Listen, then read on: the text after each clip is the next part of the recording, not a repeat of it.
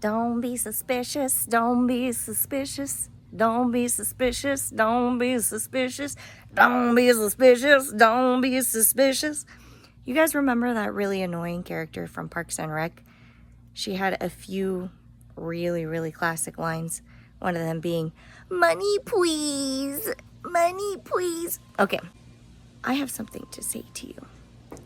And that is, book help please, because I have had a couple of clients recently who wanted help with editing their books. And even though I had never done it before, I'm always down to try something new.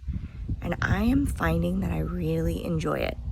It's a lot of fun helping people clarify their voice on their writing and getting their book to sound more like them without confusing the reader or going down rabbit trails that aren't intended as part of the focus of the book.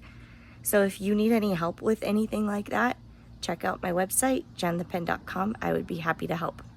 Here's some things that I've noticed some writers struggle with when it comes to writing their book. They already have written their book. They already know what they want to talk about. The thing that they struggle with is they sometimes struggle with ensuring that their message is clear enough.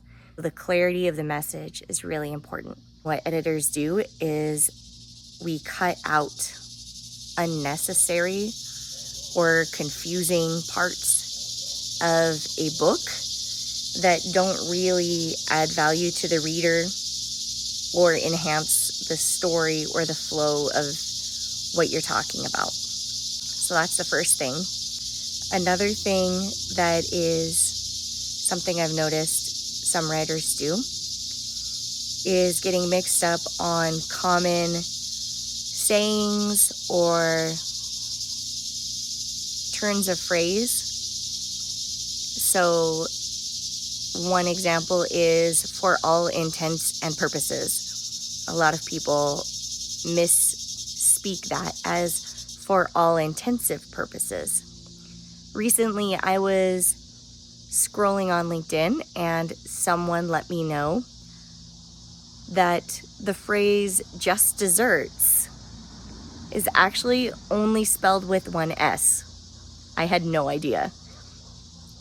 And the reason for that is it's actually a very old phrase, and they weren't talking about cookies or goodies. They were talking about what you deserve. So in the same way that deserve is spelled with an S, desserts is spelled with one S.